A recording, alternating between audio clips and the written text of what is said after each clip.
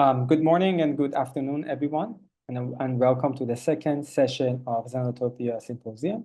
My name is Pamela Karimi, the curator of the symposium, and I'm thrilled to have you join us for this exciting and thought-provoking lecture series, which complements the Kahar and ecological speculation within the Web of Life exhibition. Over the course of three discussions, the Xenotopia Symposium will bring together scholars and thinkers from around the world to explore the intersection of ecology, urban landscapes, feminism, and socially engaged art, both within and beyond the geohistorical context of Iran. The term Xenotopia encourages us to reconsider the connection between art and space by combining Xeno meaning foreign or other with Topia meaning place or space. It challenges us to explore art in unconventional, non-traditional settings beyond the white cube. It urges us to think of art not as a commercial commodity, but as a transformative force that can intervene in everyday life and reshape our environments. The Xenotopia Symposium offers a chance to imagine new possibilities for artistic practices that exist outside conventional spaces, and we are excited to embark on this journey of exploration and speculation with all of you. Today's talk, titled Off the Grid, Informal and Alternative Art Spaces in Iran, marks the second session in our series. I'm pleased to introduce Dr. Pamela Karimi, a trained architect and expert in history of art and architecture with a particular focus on the modern and contemporary Middle East. She earned her Ph.D. in history, theory, and criticism of art and architecture from MIT in 2009. Prior to her appointment at Cornell, Dr. Karimi taught at institutions such as the University of Massachusetts, Dartmouth, Brandeis University's NYU, Wellesley College, and Wellesley College. Thank you for being here, and we look forward to your time. Thank you. Thank you so much, Irfan, for all of your hard work behind the scenes. I have so much respect for Irfan's work, so much respect for his consistent efforts to keep the conversation alive among us about the importance and significance of art globally, but particularly in relation to Iran.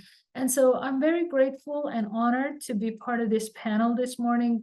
I just wanted to give you a little explanation of what will happen in the next 20 minutes or so. So I have prepared a short presentation based on two of the books that are published recently. But I thought, it's better to keep the presentation short, and then I'm going to turn the platform to you for any questions or ideas, deliberations, and so on and so forth.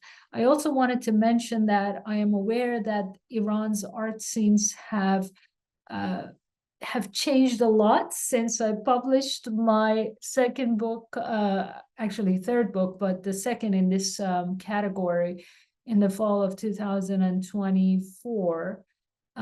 So I am very much open to hearing your thoughts on some of the recent developments. So on that note, I'm going to share my screen with you, and I'm going to start reading from a text like a good art historian. So during the 2022-2003 Woman Life Freedom Uprising in Iran, a powerful wave of artistic activism swept through public spaces, universities, art institutions,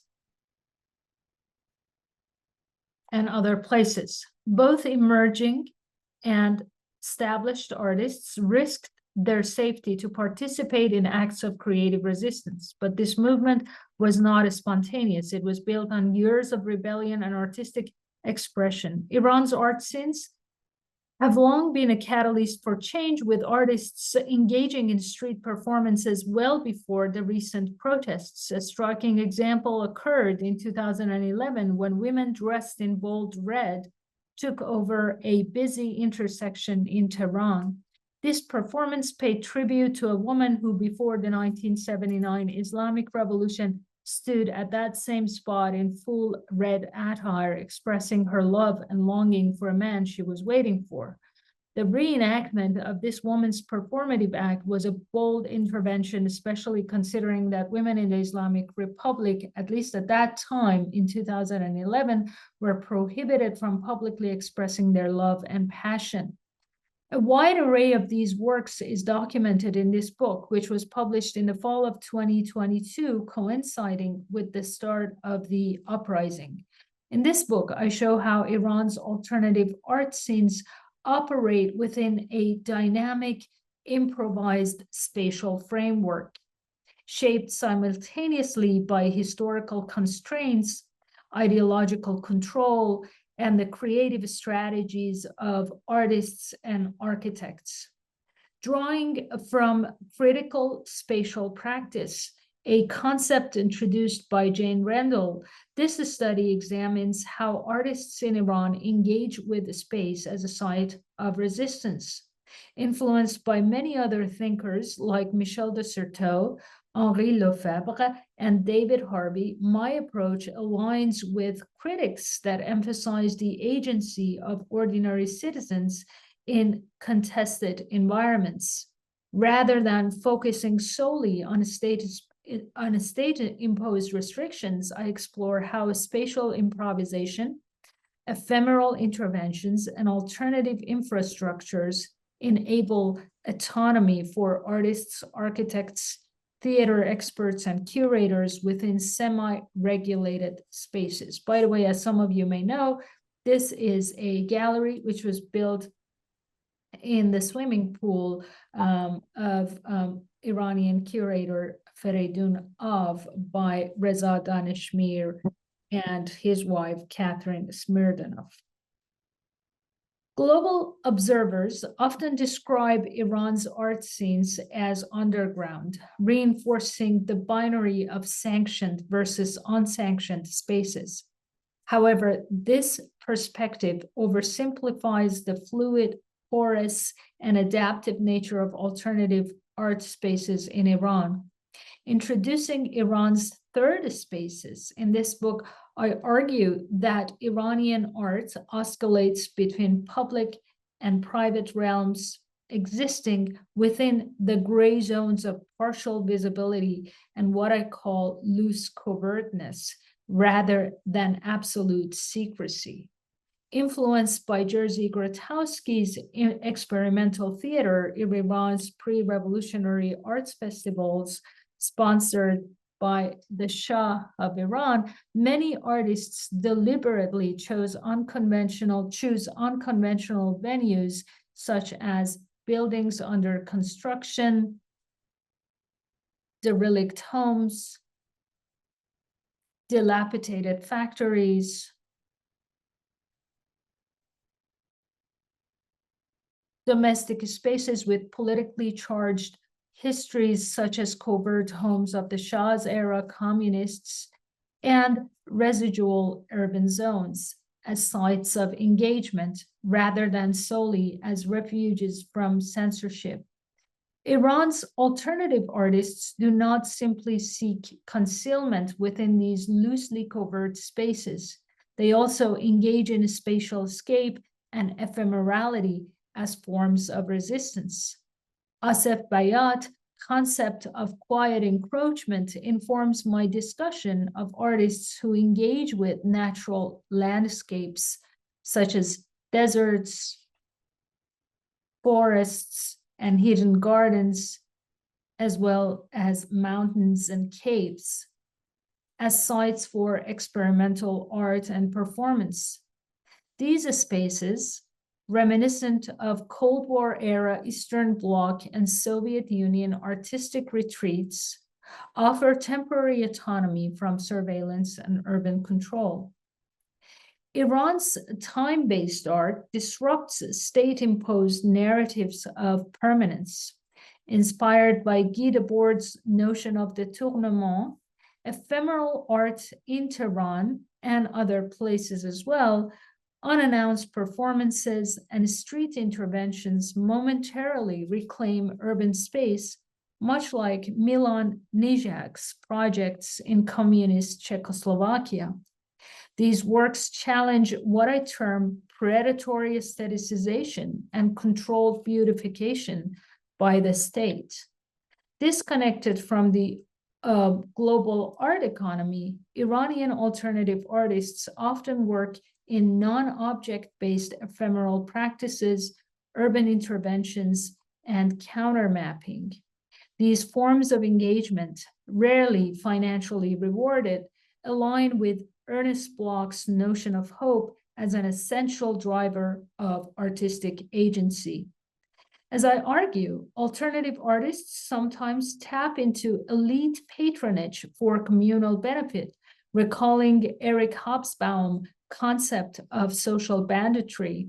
Yet critics argue that this engagement with Kholusati economics, and Kholusati, as you know, is a portmanteau of khususi and dolati, or private and governmental, where semi-private businesses launder state influence through cultural sponsorship.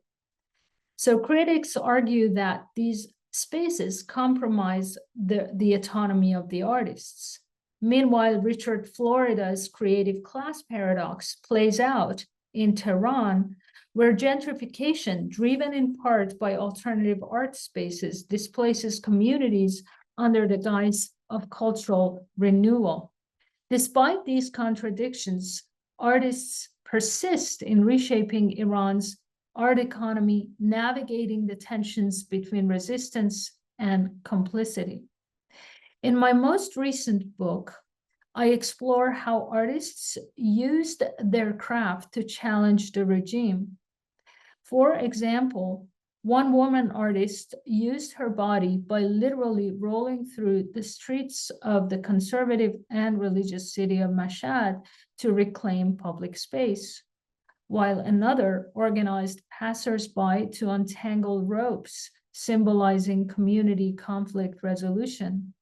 A favorite project of mine is by dancer and filmmaker Tanin Torabi, whose performances in public spaces at the height of the Woman Life Freedom Uprising reenacted protest gestures, challenging authority and turning the streets into spaces of defiance. It also blurred the line between reality and fiction.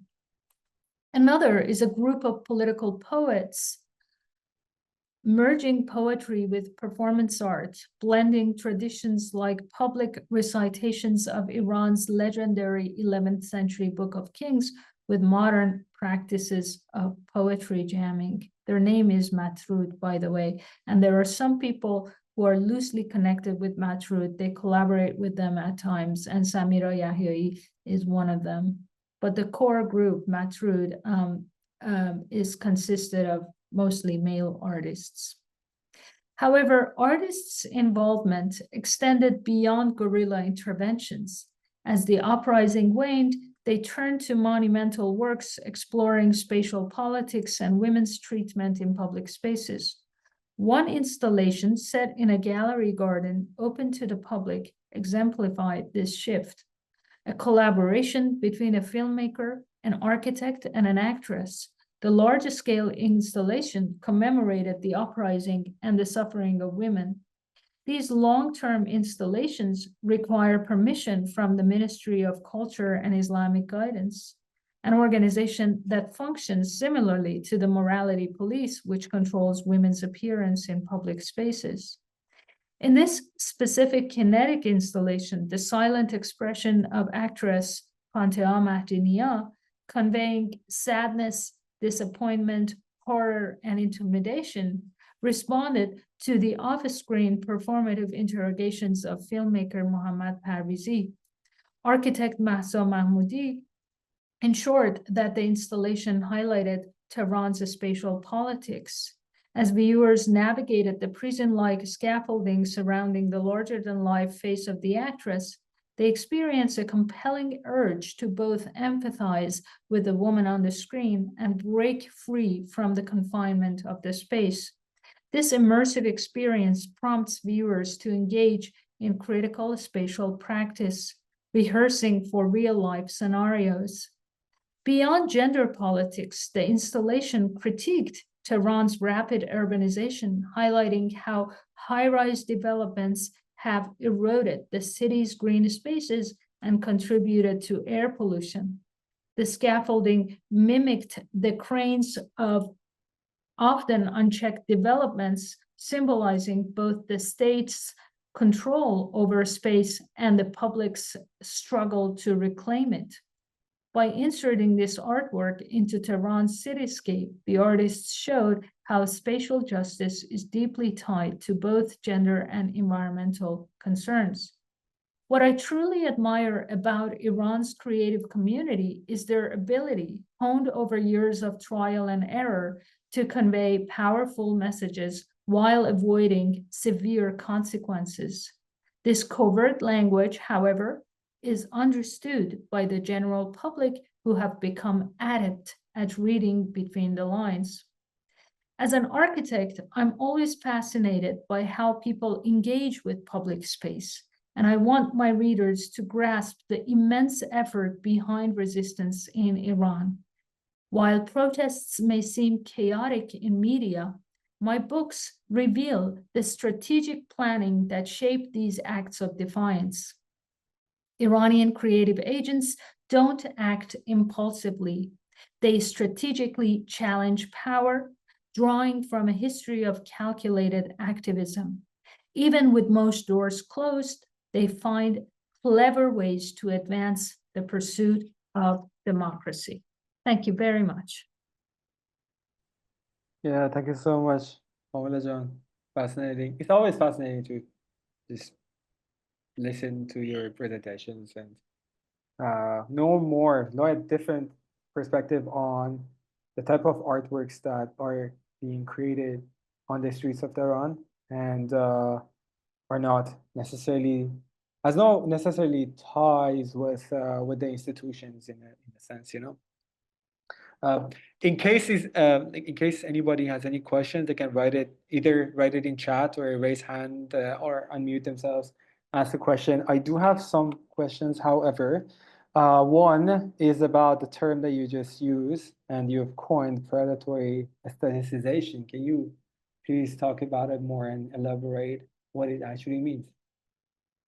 Yes, so in my book, I actually elaborate on that extensively. So, you know, I mean, as you all know,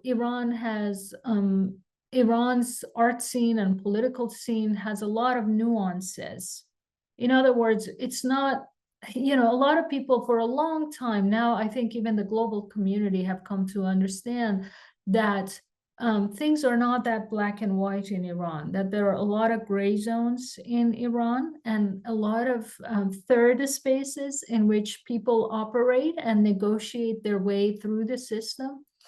I think that depending on who's the president, who's the leading voice in Iran, actually these changes happen on the ground and they are very, very influential. So, for example, during the time of President Rouhani in office, there was a wave of like endorsement of underground artists and musicians that was connected to this idea of predatory aestheticization, meaning that instead of letting the youth and creative agents in Iran to just go about their business in hidden places far away from the center, they invited them to come to the center so that they can control them better. So this idea can manifest itself in so many different ways. One is to control the creative community of Iran through gentrification, through appropriating some of the underground activities and claiming ownership of them, and the other way to implement this concept of predatory aestheticization, in my view, is through what Iranians called a tabe plaza, or this desire to create more walkable public spaces. So these walkable spaces like Meydan Imam Hussein have not been created for people to have fun or to truly engage in democratic public life participation, but rather to better control the society. In other words, the elites among the government, the ruling elites, during this phase of the Islamic Republic became aware of the fact that they could actually easily control the population by creating these controllable urban spaces. Because if urban space is so chaotic and is so full of cars and automobiles and devoid of some sort of organization, it becomes harder and harder to control the population. Whereas in these cases, there are a few cases that I highlight in my book. This idea of predatory aestheticization is pretty much in place and it's effective. I hope this answered your question. Oh yeah, absolutely. And it's actually the case with Meydan Imam Hussein, Meydan Valias and Chara Valias, Valias Crossroad and Valias Square as well, which they're trying to sort of put a leash on the whole mass of people, by creating these underground spaces, putting people on the ground, which is really interesting. And then that's really interesting to when you talk about this predatory aestheticization, and it coincides with the presidency of Rouhani, where in fact, right now, after the death of Raisi and the election, basically, of Pezeshkian, you don't have these sort of predatory aesthetizations anymore, like especially after the Women Like Freedom and also the Bloody Yaban. You see this tendency, or at least like I, as a person living in Tehran, I'm observing a new wave, I would say, of artists absolutely negating institutions, creating and sort of reaching out for different spaces that are not necessarily institutions. Like for instance, this was really interesting for me because I had before coming to this residency at Coach, I had a talk with one of the Iranian painters, and she was managing to organizing a group show of paintings that cannot be exhibited in any of the institutions in Iran. And she was looking for a space, like an abandoned building or something, creating a new space for those like ephemeral exhibition. And I was like, even a traditional medium like a painting, and even a traditional artist like a painter who just creates this painting to be displayed on a gallery wall in a white cube, defies the imposed framework. She doesn't even want to be part of that sort of circulation of sort of reduction in a sense. So we are way past the predatory aestheticization, and I would love to know what would be the new term that you're going to use. Thank you, Irfan. Yes, I've heard from a lot of other people about the changes that have happened since the uprising, and I'm actually very, very hopeful about that, and really admire the brave people of Iran, the brave artists, and I think things are happening so fast. Unfortunately, because I've changed institution and I'm very busy here, I haven't been able to follow what's happening on the ground in Iran, but I'm very, very excited to hear all of these. And these changes, these shifts, these forms of resistance in Iran that are taking place in a very, very sophisticated way are actually lessons to learn from for societies that are now going through changes. A lot of democratic societies are shifting gears, leaning more towards the right and authoritarian systems, and people are confused. They're like, how do we resist? And sometimes, I just want to tell them, you can't just go out and shout in the face of your opponent. You got to be a little bit more careful and more strategic, because responding in that way, in that open way, does not make the situation better. If anything, it makes it worse often. So I think that the global community now has a lot to learn from Iran, because Iranians have been doing this for more than 4 decades now, and they have gotten really, really good at it. Yeah, definitely. There is a sense of nomadism in the arts of this new generation in Iran, which I personally appreciate, and I think that they have so much things to sort of add to the global dialogue. The other thing I wanted to mention is that, yeah, it is the periphery, I would say, that defines the center. And the artists of the periphery must realize that how much power they have. And also they are the generative, the generative heart of the art in Iran, I would say, because they are the ones that are sort of re-territorializing, deterritorializing, actually claiming new territories. And then these are the naqash, or like the artists of Badane, you know, the mainstreams that are actually the followers. They're following the footsteps of the ones that are the avant-garde artists in Iran, for sure. There is a question in the chat. Thank you so much. I want to know if you have any plans to bring the relationship between architecture and art in Iran closer. Do you think architectural community is ready for a relationship between street art and architecture now, considering that I see that most architects are not yet familiar with the street art? Yes, thank you for that question. Unfortunately, I don't see your name, iPhone, but that's a good question. Well, you know, I've talked about it before. I am actually right now writing a book about architecture, about Iran and other parts of the Middle East. You know, these forms of resistance actually do happen in architectural practice. I have a couple of examples that I showed in my slide presentation, such as the design of the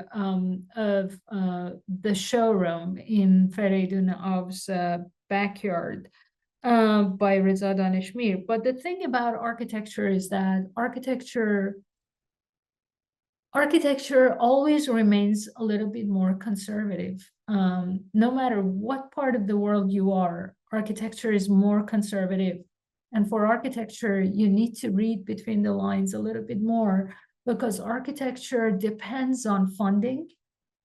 And from a pragmatic point of view, architects need to rely on funding, whether it comes from the government or wealthy commissioners or people who are connected to the system. It is very unfortunate, but because architecture requires a lot of money, a lot of resources, it's inevitable. So architecture always remain a little bit more conservative. Sometimes not a little bit, just a lot more conservative, to be honest with you. But the thing is that there are also other mediums that architects get involved with. So it's not just monumental buildings, huge, you know, construction sites and so on and so forth. Sometimes architects actually collaborate with artists, such as the example of Mahsa Masudi that I just showed. Sometimes architects get involved in smaller scale projects, such as the showroom of Feridun Av by Reza Daneshmir. And in those places where there is a possibility for recycling, upcycling materials, for using less funding to construct something, they're actually a little bit more flexible, and they're often very, very creative. I have so much respect for architects. They have a method. They really understand everything. They're very aware of what's going on. So it would be unfair to say that so-and-so architect is only thinking about the money and he's not aware of social and political issues. They are aware, and when an opportunity shows itself, they do participate. But like I said, the restriction more has to do with funding than anything else. So just let's give them a little bit of credit And let's make more opportunities for collaboration between artists and architects in Iran. I'm certainly looking for examples all the time where these collaborative efforts take place in Iran, and they are absolutely phenomenal. Yeah. One thing that I want to add is that I don't see architects as necessarily people that build physical spaces, but the people that have this architectural mind and they can think of even like turning an already existing space into a new space by creating new relations within that space. Even like having architects with their like with those minds that can help you with sort of detourment of the spaces it might be a strategic decision, but also a tactical decision as well. How to think Absolutely, of Irfan. the And spaces also, differently. you'll be surprised that a lot of the artists that I talk about in my book, in Alternative Iran, actually did receive their education in architecture schools, and then they turned to art. So anyone who engages with architecture, even theater experts, some of them studied in architecture schools, and that's why they're obsessed with, creating theater that takes place in these dilapidated homes and so on and so forth. So I think that architectural education in general has been very, very helpful for the Iranian art scenes. Yeah, definitely. Another question is from Ali Habibian. He says, hi, thank you for your time. In Iran, our art and architecture have largely remained marginalized and somewhat isolated from direct dialogue with global artistic and architectural movements. Even when some form of exchange has occurred, it has often been limited and scattered. Of course, this has improved somewhat in recent years, thanks to social media and the internet, which have helped facilitate a broader and more accessible dialogue. I would like to hear your thought on how valid or constructive it is that we often measure or evaluate ourselves by comparing with the West. Well, Ali, that's a very good question, but I don't think that Iran has been disconnected. Actually, if you look at even examples from the 90s, right? After the Iran-Iraq War, for example, Khanehai Kolangi, the dilapidated homes in which artists actually created art. The members, the artistic members of Khanehai Kolangi art actually were in Europe or England, in the UK, because they didn't want to be drafted to go to war. So as a young boy, many of these were sent to these other countries. And then as soon as the Iran-Iraq war stopped, came to an end, they returned home and they became artists. And so a lot of their education, including, by the way, their high school education, took place in the West, and they came in and they incorporated that. So I think that it's very, very important to pay attention to the trajectory of these artists. Yes, on the surface, it looks like everything is just so closed off from the rest of the world, especially if you look at earlier decades like the 80s and the 90s. But actually, when you zoom in, and you look very closely at the career of these artists, you realize that they were very well connected to the rest of the world. Also, even back in the 80s and 90s, and I remember that because I spent my teenage years and my youth in Iran, there was a huge underground network of everything, basically, especially a distribution network of VCRs and DVDs. I saw a lot of the Criterion Collection films in Tehran. Like, people ask me, when did you learn about Jim Jarmusch?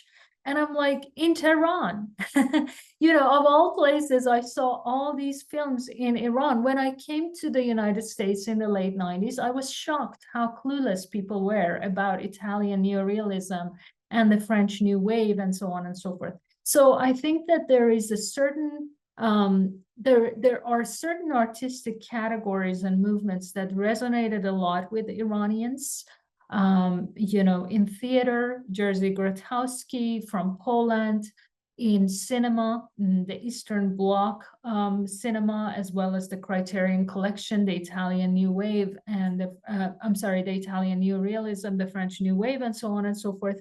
And in arts, I think that a lot of people who traveled and exchanged ideas with other parts of the world actually brought new ideas to Iran.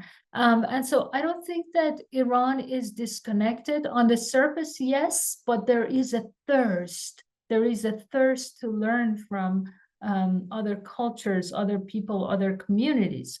Now, this is not to say that Iranian art is derivative. By no means. I think that the beauty of Iranian art lies in the fact that it's taking place in the streets of Iran. It's taking place in the very homes, the very fabric of Iranian culture. And that's why I'm interested in these forms of ephemeral art, because they're not taken out of their context and placed in museums, in posh museums in the world, but rather they're closely tied to the fabric of Iranian architecture, Iranian streets, Iranian communities. And in that sense, I think they're also very Iranian at the same time that they are tied to global networks.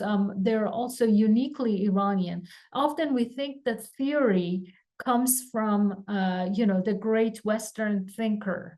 But Iranians actually create theory on the ground. And I think that's the beauty of what's happening in Iranian art scenes.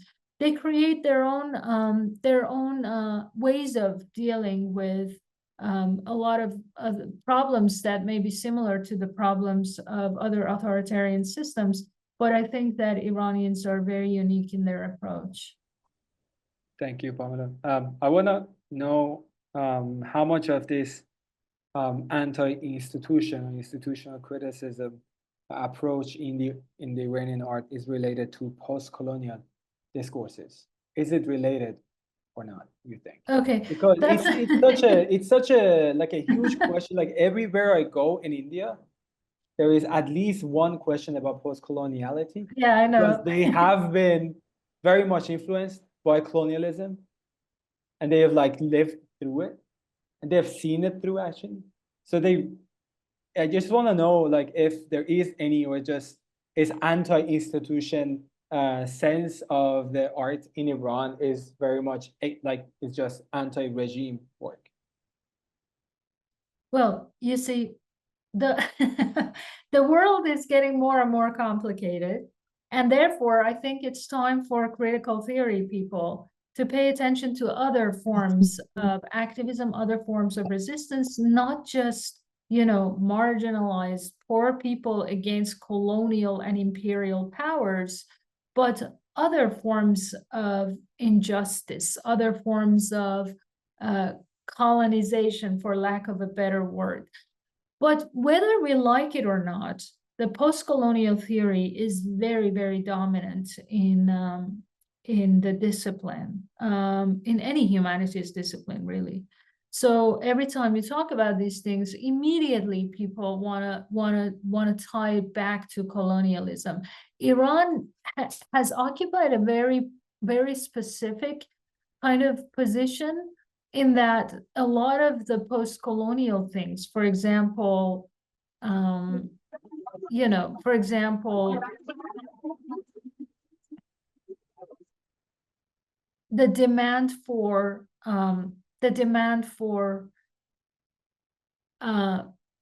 respect and equality for Muslim immigrants in Europe seems to be a little bit in contrast with the goals and aims of the Woman Life Freedom Uprising, right? So the post-colonial people, the post-colonial theory people are fighting for a long time. They've been fighting to defend the rights of people who want to, for example, cover their hair in Western societies, while Iranians are setting their veils on fire. So that creates a kind of paradox, a kind of dilemma, especially for writers. Like I was challenged by this idea too in writing the book Women, Art, Freedom, Artists and Street Politics in Iran. So I decided to face the problem head on. Instead of like pushing it under the carpet, I dedicated a whole chapter to religion. And I tried to face this situation. What is going on in Iran? What do Iranian think of Islam, and how are they dealing with it? And how is it different from post-colonial writing on the rights of Muslims in the writings of scholars such as Sabah Mahmoud? So I opened up the can of worms because I thought it was interesting to engage with it. And so I engaged with it. And in order to do that, most of the chapter actually, I do focus on post-colonial writings as well, but most of the chapter in terms of my case studies focuses on religious artists in Iran, or artists with a very serious religious background who stood by the Woman Life Freedom Uprising.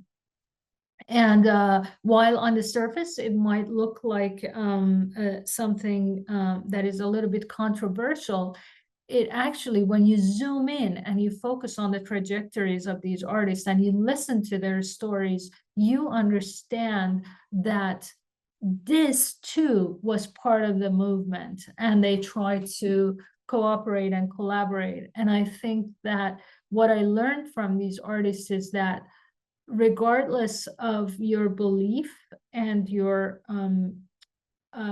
orientations in terms of spirituality, religion, whatever, you just stand by democratic ideals. And so it was a very informative moment for me as well to face this situation and to kind of delve into this category, this territory that a lot of people try to avoid because it seems to be controversial in relation to the Iranian situation. So the bottom line, Erfan, is to engage with it rather than saying that, oh no, Iran is different, something else is happening in Iran. Just engage with it and see if there's anything that we can learn from the experience of Iran in terms of building theory. Yeah, definitely. And I'm a bit suspicious, to be honest, because when you talk about Iran's case, things get controversial. But when you are criticizing ISIS or Taliban and their behavior, nothing raises any question, which in fact, they're the same thing. That's the same behavior. Yes, it is true, Erfan, and I think it's our role, especially in this day and age when the world is becoming a much more complicated place, to free ourselves of these black and white dichotomies. The poor people versus the imperialists. I don't know, like ISIS versus this, that versus that. These dichotomies are very, very easy, actually. One of the reasons why I love Iran and I continue to work on Iran is exactly because it's not simplistic. There is a complexity within this society who was first aligned with post-colonial theory. When the revolution happened in 1979, it's perfectly aligned with the post-colonial theory. That's why a lot of people like the 1979 revolution in Iran without knowing. Including Michel Foucault. Yes. The guy who came up with the idea of biopolitics. Without knowing what price Iranians had to pay for this regime to come into power. But then I say, okay, I am not afraid. I mean, who's afraid of post-colonial theory? I'm not afraid of post-colonial theory. I am ready to confront it, and I'm ready to say, you know what? There are some inadequacies in this theory because it sees the world in a black and white way. The world is much more complex than that. And as one of my Indian colleagues, by the way, she's an urban theorist, told me, she said, the world has always been complex. It's our fault to reduce it down to imperialist versus the colonized. Even in the time of colonization in India, things were much more complicated than what a lot of scholars try to reduce to black and white categories. Thank you, Pamela. There's another question. I hope you have enough time and I'm not taking much of your time. Ferdinand says, I was curious whether the anti-institutional standpoint and clear sense of distance are bound to a specific generation, or if they are becoming a uniting force across generations, reinforcing intergenerational collaborations. Yes, in fact, Ferdinand, why not? I mean, when the Kolangi homes movement started in the 90s, some people used to make fun of them. They were like, what is this? This is not art. This is like crap. This is like Kardassi or something, you know? But now that movement, that kind of trend within the art scenes of Tehran has become more universal. More people are interested in participating in the informal rather than collaborating with the government and capitulating and negotiating their ways into the Ministry of Culture and Islamic Guidance. So I think that this is the beauty of the movement in Iran, that people are paying attention, they're continuing these trajectories, but always these trajectories find a new life and they make progress. They don't get stuck in one time and one period and one way of doing things, but rather they're always developing and maturing. Thank you, Pamela. I think that's the last question. Razi Khayyami says, thank you for your presentation. How has technology such as the internet, social media, etc., influenced the form of art and its audience? Well, you know, I mean, technology has helped showcase a lot of Iranian art that was previously not shown to the general public, to the global audiences. But I think that there is also a danger in showcasing a lot of images without content, because actually this is the reason why I wrote the book Alternative Iran.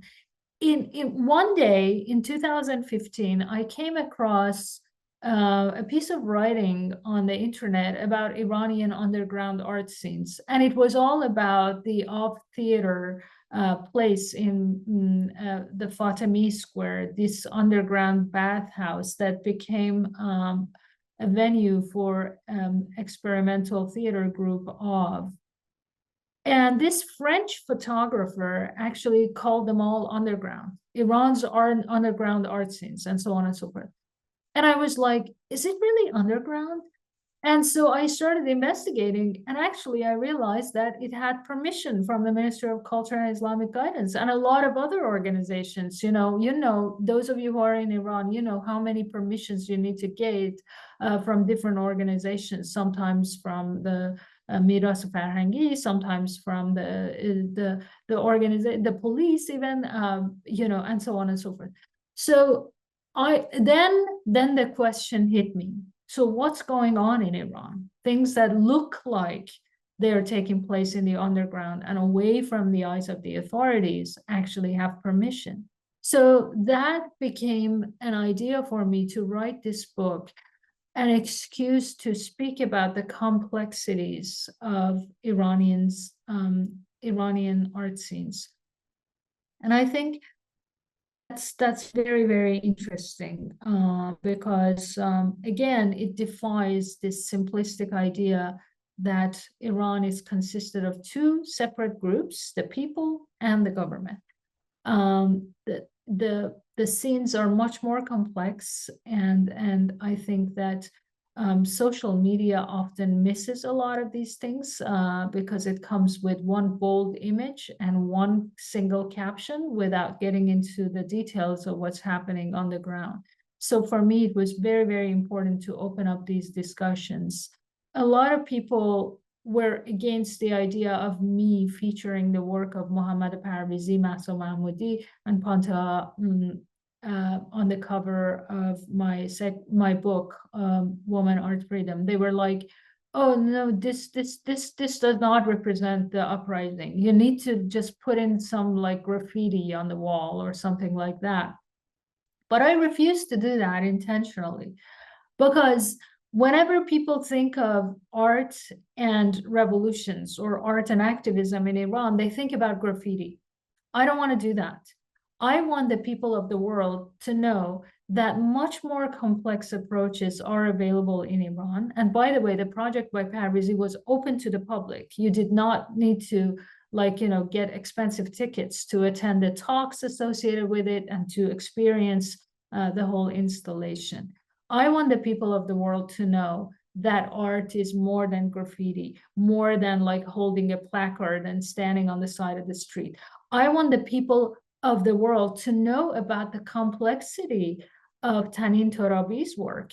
I mean, who does that? In the midst of an uprising, you make a film in some of the most surveyed, some of the most dangerous streets in Tehran, and you blur the line between fiction and reality. In fact, it was so realistic, her film, that some people in the neighborhood wanted to house them. They were like, oh, the police is over there. Come over here. Come to the house.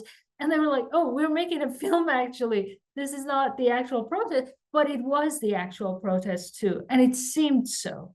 And so that's the beauty of Iranian art, that it's complex, it's sophisticated. It's not just some words on a wall. It's much more than that.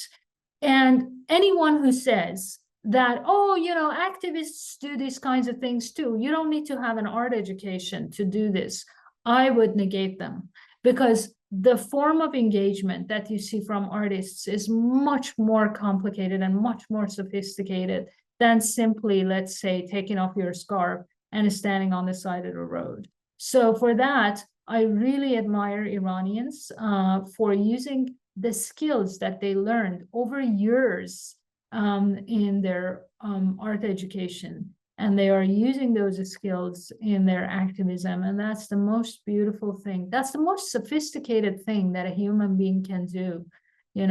I mean, I'm always like a little bit critical of some of my friends and colleagues here in the US who think that resistance means going out there and shouting like, I don't want you. And I'm like, no, you are a sophisticated person. Do it in a much more sophisticated way, in a more elegant and effective way. In other words, you don't want to create the mirror opposite of what ideologies tell us. You don't want to create propaganda. You don't want to create counter propaganda. You want to do it the other way. Somebody's punching you in the face, and in response, you make art. How beautiful is that? Right. There is a comment from Amin, says, can any piece of art be read in a vacuum, or should it be investigated in the social, financial, and even artistic context in which it is shaped and performed? For example, Parvizi's Call Me by Name is a kind of assimilation, digestion of the voice performed with a large production and budget, distancing the message from the middle class and social crowd. I think you've heard this sort of question many times. In the meantime, the production team shows a lack of process-oriented work, which is more like art engineering than self-development of a piece of art. Therefore, in this way, we are mostly close to ritualizing the message and distancing it from real engagement and effectiveness. In conclusions, this type of work is mostly a reproduction of institutional art because of its funding and production, which fetishizes, neutralizes, and instrumentalizes conventional aesthetics. It is far from heterogeneous, non-identical, incorporeal spatial acts that anonymous social crowds perform as a form of resistance and social intervention, that we can find alternative post-sensual aesthetics in them. Well, thank you. That's exactly why I discuss this in my book, because I didn't just praise the work. You see, writing art history is not about praising something and putting it on a pedestal. Writing art history is means to use an art project as an excuse to show the complexities, the different views, the different perspectives that exist in Iran. And I have talked about some of these oppositional views regarding that art project and many other projects as well. I'm very interested in the support that they get as well as the criticism that they receive. So this art actually gave me an opportunity to talk about the complexities of institutional, anti-institutional, budget issues, art economies in Iran. Regarding the first portion of your question about can art be understood without its context, no, my answer is simply no. Even the most formalist, the most politically subdued works of art, even a little composition. I mean, look at Malevich's work, look at Joseph Albert's works. These works are deeply rooted in certain trajectories and ideas that were developing in Russia and Germany, respectively. For example, Joseph Albert's squares within squares is actually closely tied to the development of certain views of psychology that were very much in vogue in German academia and German intellectual life in the beginning of the 20th century. So I think that even the most seemingly innocent artworks should be understood, analyzed, and discussed in relation to the contexts in which they were created. And that's certainly the kind of art historical labor that I put into my work. I am not satisfied with just explaining an artwork within the confines of its form, detached from its context. So that's why I'm drawn mostly to art that is closely tied to society, to space, to architecture, to street, and to socio-political developments. Great. I think that was the last question / comment. Thank you so much, Pamela, for your amazing presentation and all the work you're doing. It's amazing, fascinating, and I hope you keep doing what you're doing because I think the art scene needs it. Needs people like you to document, archive, and sort of reach out, sort of amplify the voices of the people that are making art within Iran and reaching their sort of voices to different platforms, to different audiences, hopefully for a better future within Iran and in the region. Thank you, everyone, for joining us tonight. I hope to see you all tomorrow, same time, for Nato Thompson's talk as well. And yeah, I think we can wrap it up. Thank you so much, Pamela. Thank you so much, Irfan, for all the hard work. Thank you, everyone, for your great questions, and thanks everyone who made time to be here today. Thank you. Bye-bye. Bye. See you. Bye. See you.